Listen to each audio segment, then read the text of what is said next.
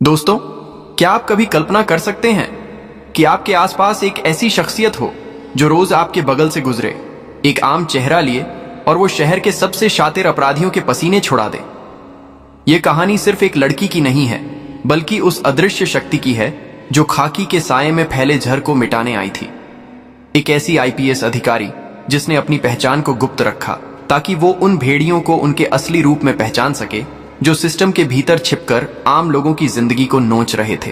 किशनपुर, एक ऐसा शहर जहां हर गली में एक नई साजिश सांस लेती थी, जहां कानून के रखवाले ही कानून तोड़ने वालों के दोस्त थे।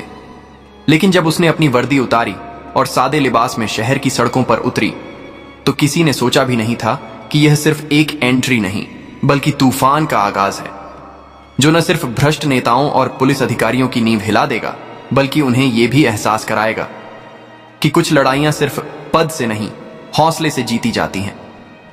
दोस्तों, क्या वो अपने मिशन में कामयाब होगी? क्या वो उस गहरे षड्यंत्र को बेनकाब कर पाएगी? ये जानने के लिए कहानी को अंत तक जरूर देखना। उत्तर प्रदेश के एक धूल धूसरित मिट्टी से जुड़े शहर किशनपुर में एक शांत और साधारण लड़की अनन्या का आगमन हुआ। उसका पहनावा बिल्कुल आम ग्रामीण लड़की जैसा और चेहरे पर हमेशा एक हल्की सी मुस्कान खिली रहती थी। कोई नहीं जानता था कि इस साधारण भेष के पीछे छिपा है एक असाधारण व्यक्तित्व, एक आईपीएस अधिकारी का दृढ़ निश्चय जिसने किशनपुर को अपराध और भ्रष्टाचार के चंगुल से निकालने का प्रण लिया था। अनन्या का बचपन किशनपुर की उन्हीं तंग गलियों और शोरगुल भरे बाजारों में बीता था। एक भीषण गर्मी की दोपहर थी जब उसने अपनी आंखों से एक पुलिसकर्मी को खुलेआम एक गरीब ठेले वाले से रिश्वत लेते देखा था। उसी दिन उसने मन ही मन प्रतिज्ञा की थी कि वह बड़ी होकर पुलिस बल में शामिल होगी और उस भ्रष्टाचार को जड़ से उखाड़ फेंकेगी जिसने आम आदमी की कमर तोड़ रखी थी। वर्षों की कठिन तपस्या और लगन के बाद अनन्या ने यूपीएससी की परीक्षा में शानदार सफलता हासिल की। पहले ही प्रयास में आईपीएस कैडर प्राप्त किया। जब उसे अपनी पहली पोस्टिंग किशनपुर में मिली, तो यह उसके लिए घर वापसी से कहीं बढ़कर था। यह उसके बचपन के सपने को पूरा करने का पहला कदम था। लेकिन अनन्या जानती थी कि अगर वह सीधे आईपीएस की वर्दी पहनकर शहर में कदम रखती, तो भ्रष्ट नेता और अधिकारी तुरंत सतर्क हो जाते, अपने अपराधों को छिपाने लगते। उसने एक रणनीति बनाई, अपनी पहचान गुप्त रखते हुए सादे कपड़ों में शहर की नब्ज टटोलना। वह एक आम लड़की बनकर किशनपुर के गली कूचों में घूमने लगी। वह बाजारों में सब्जी खरीदती, छोटी चाय की दुकानों पर बैठकर बातें सुनती। इस तरह उसने शहर की असली समस्याओं, अपराधियों के तौर तरीकों और पुलिस नेता माफिया के गठजोड़ के बारे में अनमोल जानकारी इकट्ठा करना शुरू कर दिया। किशनपुर में अवैध शराब का कारोबार एक कैंसर की तरह फैल चुका था। हर शाम शहर के बाहरी इलाकों से जहरीली शराब की गंध उठती, जो गरीब परिवारों को तबाह कर रही थी। इस कारोबार को शहर के सबसे शक्तिशाली और कुख्यात शराब माफिया बब्बन लाला का संरक्षण प्राप्त था, जिसे पुलिस के कुछ भ्रष्ट अधिकारी भी समर्थन दे रहे थे। ये जानते हुए कि इस मामले में सीधे कार्रवाई करना मुश्किल होगा, अनन्या ने अपनी गुप्त जांच शुरू की। एक चांदनी रात थी जब अनन्या ने एक पुराने दुपट्टे से अपना चेहरा ढका और मोटरसाइकिल पर सवार होकर एक पुराने जर्जर गांव की ओर निकल पड़ी, जहां अवैध भट्टियां जलती थीं। उसने अपनी पहचान एक गरीब श्रमिक महिला के रूप में बनाई, जो अपने पति के लिए शराब खरीदने आई थी। उसने वहां काम करने वाले मजबूर मजदूरों से सहानुभूतिपूर्वक बात की, उन्हें विश्वास में लिया और शराब बनाने के तरीकों, वितरण श्रृंखला और इसमें शामिल बड़े मगरमच्छों के बारे में चौंकाने वाली जानकारी जुटाई। उसने यह भी जाना कि बब्बन लाला के लोग किस तरह गांव वालों को धमकाते थे और पुलिस की मिलीभगत से यह धंधा चलता था। अगले दिन अनन्या ने अपने अधीन कुछ ईमानदार कांस्टेबलों की एक छोटी टीम को बुलाया। उसने अपनी असली पहचान बताए बिना उन्हें सिर्फ इतना बताया कि एक विश्वसनीय सूत्र से उन्हें अवैध शराब के अड्डे की सटीक जानकारी मिली है। उसने उन्हें एक विस्तृत योजना दी, जिसमें हर कोने से घेराबंदी, छिपने के स्थान और भागने के रास्तों को भी शामिल किया गया था। रात के अंधेरे में जब गांव सो रहा था, पुलिस टीम ने छापा मारा। शराब की भट्टियां धड़ाम से गिरी, हजारों लीटर अवैध शराब नष्ट कर दी गई और बब्बन लाला सहित उसके कई गुर्गे रंगे हाथों पकड़े गए। शहर में यह खबर आग की तरह फैली। लोग हैरान थे कि यह अचानक हुआ कैसे। पुलिस के अंदर भी कानाफूसी शुरू हो गई थी। कोई गुप्त शक्ति काम कर रही थी। अवैध शराब के बाद अनन्या ने शहर में फैले अन्य अपराधों पर भी शिकंजा कसना शुरू कर दिया। रिश्वतखोरी, जमीनी विवाद, छेड़छाड़ और महिलाओं के खिलाफ होने वाले अपराधों में उल्लेखनीय कमी आने लगी। पुलिस स्टेशनों में अचानक शिकायतें दर्ज होने लगीं और कार्रवाई भी होने लगी, जबकि पहले शिकायत दर्ज करना ही मुश्किल होता था। शहर के लोग पुलिस के इस बदले हुए तेवर से चकित थे। सबसे बड़ा झटका तब लगा जब शहर के सबसे कुख्यात डकैत कालिया को, जिसे वर्षों से कोई पुलिस पकड़ नहीं पाई थी, एक सुनसान जंगल में अनन्या द्वारा बिछाए गए एक गुप्त जाल के कारण गिरफ्तार कर लिया गया। कालिया की गिरफ्तारी ने अपराधियों के बीच दहशत फैला दी। वे समझ नहीं पा रहे थे कि कौन उनके खेल को बिगाड़ रहा है। हर तरफ बस एक ही बात की चर्चा थी, कोई नया अदृश्य पुलिस अधिकारी किशनपुर को बदल रहा है। जैसे जैसे अनन्या का अदृश्य अभियान जोर पकड़ रहा था, किशनपुर में एक बड़े जमीनी घोटाले की जांच उसके रडार पर आई। यह घोटाला कई एकड़ सरकारी जमीन की अवैध खरीद फरोख्त से जुड़ा था, जिसमें शहर के मेयर रमाशंकर चौधरी और जिले के एसआईएसपी राजेश वर्मा सीधे तौर पर शामिल थे। रमाशंकर चौधरी एक शातिर राजनेता था, जिसकी पहुंच राज्य की राजधानी के बड़े नेताओं तक थी, और राजेश वर्मा उसका वफादार मोहरा था, जिसने अपनी वर्दी का दुरुपयोग कर अथाह संपत्ति बनाई थी। अनन्या ने इस घोटाले की तह तक जाने का फैसला किया। उसने सरकारी दफ्तरों से चुपचाप फाइलें निकाली, पुराने कर्मचारियों से बात की और उन गरीब किसानों से मिली जिनकी जमीन धोखे से हथिया ली गई थी। जैसे जैसे अनन्या ने सबूत जुटाने शुरू किए, रमाशंकर चौधरी और राजेश वर्मा को अपनी काली कमाई पर खतरा महसूस होने लगा। उनकी गोपनीय बैठकों में अनन्या की बढ़ती सक्रियता और उनके ऑपरेशनों में हो रहे नुकसान पर गहन चर्चा होने लगी। उन्हें शक हो रहा था कि कोई नया ईमानदार अधिकारी शहर में काम कर रहा है, लेकिन वह कौन था यह उन्हें नहीं पता था। एक दिन अनन्या एक पुराने दस्तावेज को देखने के लिए शहर के बाहरी इलाके में स्थित एक खंडहर जैसी हवेली में गई थी, जहां घोटाले से जुड़े कुछ महत्वपूर्ण कागजात छिपाए गए थे। देर रात का समय था और सुनसान इलाका था। जब अनन्या जानकारी जुटाकर लौट रही थी तो 3 हमलावरों ने उस पर अचानक हमला कर दिया। वे हथियारों से लैस थे और उनका इरादा स्पष्ट था, अनन्या को हमेशा के लिए चुप कराना। उन्होंने अनन्या को मारने की कोशिश की। अनन्या आंशिक रूप से घायल हो गई। उसके शरीर में भयानक दर्द हो रहा था। उसे यह समझने में देर नहीं लगी कि यह हमला मेयर और एसएसपी का काम है। यह हमला उसे तोड़ने के लिए था, लेकिन इसने उसे और भी मजबूत बना दिया।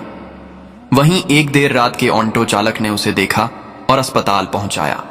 अस्पताल में उसने अपने सबसे भरोसेमंद साथी इंस्पेक्टर विकास को बुलाया, जिसने शुरू से ही उसके गुप्त अभियानों में उसका साथ दिया था। विकास एक ईमानदार और तेज तर्रार युवा अधिकारी था। अनन्या ने उसे अपनी असली पहचान बताई और उसे निर्देश दिया कि वह अस्पताल में रहकर ही इस घटना की जानकारी लीक करे, लेकिन सावधानी से, ताकि हमलावरों को लगे कि वह अभी भी आम महिला है। अगली सुबह स्थानीय मीडिया में यह खबर आग की तरह फैल गई। किशनपुर में एक आम महिला पर जानलेवा हमला। क्या यही है भ्रष्टाचार के खिलाफ आवाज उठाने का नतीजा? रिपोर्टर्स घटनास्थल पर पहुंचे। कुछ चश्मदीदों ने बताया कि हमलावर पेशेवर लग रहे थे और वे एक महंगी गाड़ी में भागे थे। शुरुआत में राजेश वर्मा और उसके साथी पुलिस अधिकारियों ने इसे एक मामूली सड़क दुर्घटना या व्यक्तिगत रंजिश का मामला बताने की कोशिश की, लेकिन एक युवा जुनूनी खोजी पत्रकार राघव ने इस मामले की गहराई से पड़ताल की। राघव ने हाल ही में किशनपुर में हुई पुलिस की सक्रियता, अवैध शराब के अड्डे पर छापे और कालिया की गिरफ्तारी को इस आम महिला पर हुए हमले से जोड़ना शुरू कर दिया। उसने मेयर और एसएसपी के भ्रष्टाचार के पुराने मामलों को भी खंगालना शुरू कर दिया, जिसे पहले दबा दिया गया था। राघव जानता था कि दाल में कुछ काला है। उसने अपनी जान जोखिम में डालकर भी सच बाहर लाने का फैसला किया। जब अनन्या अस्पताल से ठीक होकर निकली तो उसने राघव से गुप्त रूप से संपर्क किया।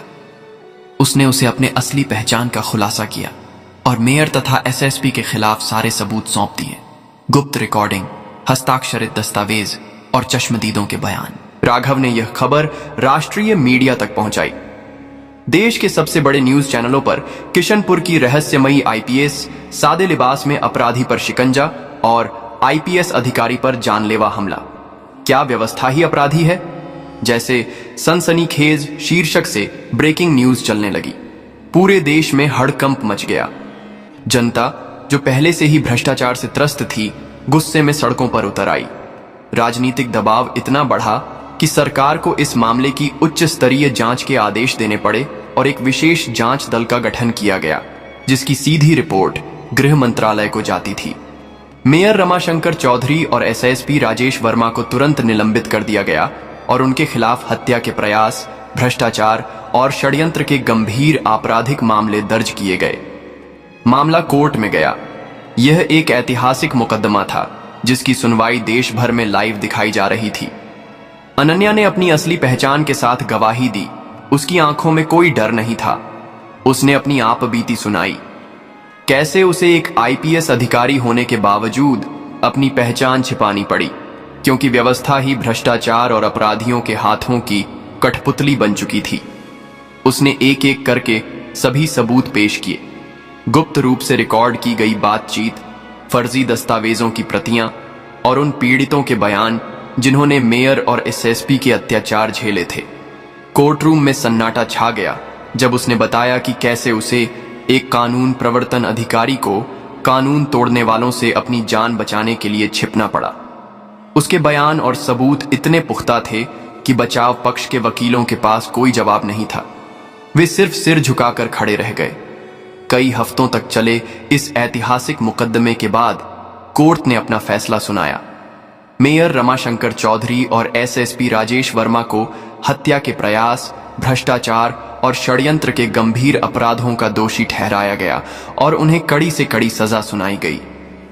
यह फैसला किशनपुर के इतिहास में एक मील का पत्थर साबित हुआ, जिसने यह संदेश दिया कि कोई कितना भी शक्तिशाली क्यों न हो, कानून से ऊपर नहीं है। इस फैसले के बाद अनन्या की चारों ओर तारीफ होने लगी। मुख्यमंत्री ने उसे व्यक्तिगत रूप से बधाई दी और उसकी असाधारण बहादुरी, अडिग ईमानदारी और कर्तव्य निष्ठा के लिए उसे सर्वोच्च नागरिक सम्मान से सम्मानित किया। मीडिया ने उसे किशनपुर की आयरन लेडी, साहस की प्रतिमूर्ति और न्याय की योद्धा जैसे उपनाम दी। पुलिस बल में भी उसकी ईमानदारी और निडरता की मिसालें दी जाने लगीं और कई युवा अधिकारियों ने उसे अपना प्रेरणा स्रोत माना। अनन्या ने किशनपुर में कानून और व्यवस्था को पूरी तरह से बदल दिया। उसने एक नई ईमानदार पुलिस फोर्स का गठन किया, जिसमें हर अधिकारी जनता के प्रति जवाबदेह था। उसने लोगों की शिकायतों पर तुरंत कार्रवाई सुनिश्चित की और अपराधियों के लिए कोई जगह नहीं छोड़ी। किशनपुर अब अपराध मुक्त शहर के रूप में जाना जाने लगा, जहां लोग शांति और सुरक्षा महसूस करते थे। और इस तरह किशनपुर की धरती पर न्याय की एक नई सुबह हुई। अनन्या ने सिर्फ अपराधियों को सजा नहीं दिलाई, बल्कि उसने उन लाखों लोगों को एक उम्मीद दी जो सोचते थे कि सिस्टम को बदला नहीं जा सकता। उसने साबित कर दिया कि सादे लिबास में भी एक सच्चा और ईमानदार इंसान पूरी व्यवस्था को चुनौती दे सकता है और उसे सही रास्ते पर ला सकता है। उसकी कहानी सिर्फ एक आईपीएस अधिकारी की बहादुरी की दास्तान नहीं है, बल्कि यह हम सब के लिए एक सीख है कि अगर हम अपने अंदर की अनन्या को जगा लें तो कोई भी भ्रष्टाचार, कोई भी अन्याय हमें झुका नहीं सकता। हर चुनौती एक अवसर है और हर मुश्किल के पीछे छिपी होती है जीत की संभावना। तो दोस्तों, यह थी अनन्या, सादे लिबास में आयरन लेडी की कहानी। एक ऐसी कहानी जिसने दिखाया कि कैसे एक निडर आत्मा ने सच की मशाल जलाकर हर अंधेरे को चीर दिया। अगर आपको यह कहानी पसंद आई और अगर आप भी ऐसी ही प्रेरणादायक कहानियों के जरिए समाज में बदलाव देखना चाहते हैं, तो प्लीज हमारे चैनल ट्रू स्पार्क को अभी सब्सक्राइब करें और अपने दोस्तों एवं परिवार के साथ इस कहानी को शेयर करना न भूलें, ताकि यह संदेश हर उस इंसान तक पहुंच सके जिसे उम्मीद और साहस की जरूरत है। आपके लाइक्स और कमेंट्स हमें और भी ऐसी अद्भुत कहानियां लाने के लिए प्रेरित करते हैं। हमें बताएं, अनन्या की कहानी में आपको सबसे अच्छी बात क्या लगी? मिलते हैं अगली कहानी में। तब तक के लिए अपना और अपनों का ख्याल रखें। धन्यवाद।